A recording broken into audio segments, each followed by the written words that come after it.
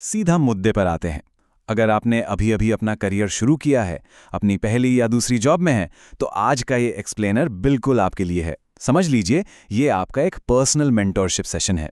हम बात करने वाले हैं कंपाउंडिंग के बारे में।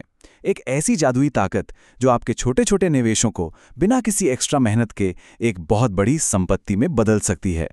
अब आपके मन में ये सवाल जरूर आ रहा होगा कि आखिर छोटे छोटे अमाउंट से कोई करोड़पति कैसे बन सकता है, वो भी बिना दिन रात मेहनत किए। सच बताऊं तो इसके लिए आपको कोई स्टॉक मार्केट एक्सपर्ट होने की या दिन भर वो लाल हरे चार्ट्स घूरने की कोई जरूरत नहीं है। इसका राज बहुत ही आसान है। तो हम आज क्या क्या कवर करने वाले हैं? पहले हम समझेंगे कंपाउंडिंग का जादू, फिर देखेंगे कि कैसे समय ही आपकी सबसे बड़ी संपत्ति है। इसके बाद बात करेंगे फंड के प्रकार और एसेट एलोकेशन की। फिर जानेंगे कि इस स्नोबॉल इफेक्ट को ऑटोमेट कैसे करें, और आखिर में अपने प्रोग्रेस और माइलस्टोन्स को ट्रैक करने का तरीका। चलिए शुरू करते हैं। पहला पॉइंट, कंपाउंडिंग का जादू। इसे आप एक तरह से बीज बोने जैसा समझ सकते हैं। असल में कंपाउंडिंग है क्या? सिंपल भाषा में कहूं तो अपने निवेश पर ब्याज कमाना और फिर उस कमाए हुए ब्याज पर भी और ब्याज कमाना। इसे एक बीज की तरह सोचिए। आप एक बीज बोते हैं, वो पेड़ बनता है, उस पेड़ से फल और नए बीज निकलते हैं, वो बीज गिरकर और नए पेड़ बनाते हैं। अगर आप अपने शुरुआती फायदों को दोबारा निवेश करते रहते हैं तो आपकी दौलत का एक ऐसा साइकिल बन जाता है जो अपने आप बढ़ता रहता है। यहीं पर कंपाउंडिंग और नॉर्मल सेविंग्स का फर्क समझना बहुत जरूरी है। जो आम सेविंग स्कीम्स होती है ना, उनमें आपकी ग्रोथ एक सीधी लाइन की तरह होती है, एकदम फिक्स्ड और लिमिटेड।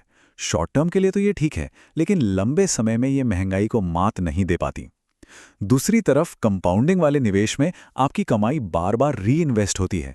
इससे आपको एक्सपोनेंशियल ग्रोथ मिलती है, यानी आपका पैसा रॉकेट की तरह बढ़ता है। और यही वो चीज़ है जो आपको असल में फाइनेंशियल आज़ादी दिलाती है। अब आते हैं दूसरे अहम हिस्से पर, और वो ये है कि इस पूरी कहानी में समय ही आपकी सबसे बड़ी संपत्ति है, आपका सबसे बड़ा मल्टीप्लायर। एक बहुत ही सटीक बात कही गई है। शुरुआत करने में जो समय गवाया गया वो असल में कंपाउंडिंग में गवाई गई संपत्ति है। इसका मतलब समझ रहे हैं आप निवेश शुरू करने में जितनी देर करेंगे, आप सीधा सीधा अपनी दौलत का नुकसान कर रहे हैं। यहां सिर्फ आपका पैसा ही काम नहीं कर रहा है, बल्कि समय वो असली सीक्रेट है जो आपके निवेश की रफ्तार को कई गुना बढ़ा देता है। जरा इन नंबर्स पर गौर कीजिए। यह गणित सच में आपको हैरान कर देगा। शुरुआत के सालों में रिटर्न्स बहुत धीरे जुड़ते हैं, लेकिन कुछ दशकों बाद ये रफ्तार पागलपन की हद तक तेज हो जाती है।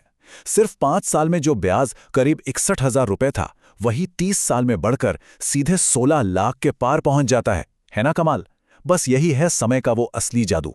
तो चलिए आगे बढ़ते हैं तीसरे स्टेप पर, फंड के प्रकार और एसेट एलोकेशन, यानी अपनी मंजिल तक पहुंचने के लिए सही गाड़ी चुनना।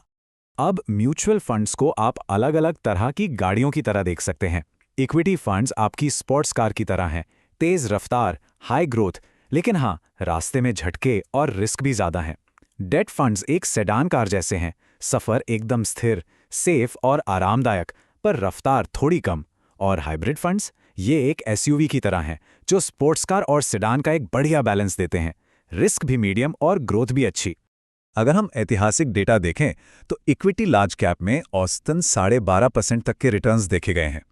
वहीं डेट लॉन्ग टर्म में ये करीब 9% के आसपास रहते हैं। एक नए निवेशक के तौर पर आपको ये समझना होगा कि थोड़े ज्यादा मुनाफे के लिए आपको थोड़ा एक्स्ट्रा रिस्क तो लेना ही पड़ेगा। यही है रिस्क और रिवॉर्ड का असली बैलेंस।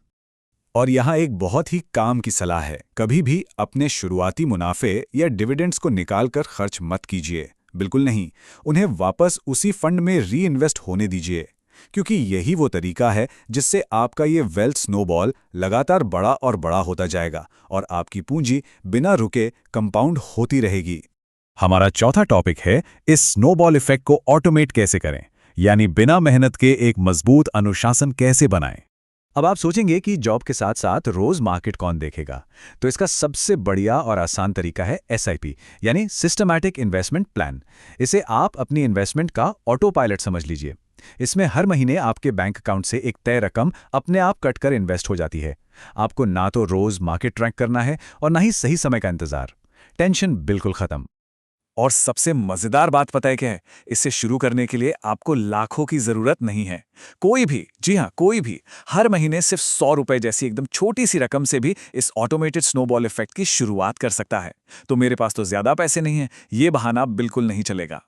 आपको कंपाउंडिंग का एक बहुत ही इंटरेस्टिंग रूल बताता हूं, 8-4-3 का नियम। अगर आपको औसतन 8% का रिटर्न मिल रहा है तो आपका पैसा लगभग 9 साल में दुगना हो जाता है। अगले 18 सालों में वो 4 गुना हो जाएगा और 27 साल होते होते पूरे 8 गुना। अब आप खुद सोचिए कि अगर आप अपने पूरे करियर के दौरान बिना रुके एक एसआईपी चलाते रहें तो ये रूल आपके लिए क्या कुछ कर सकता है।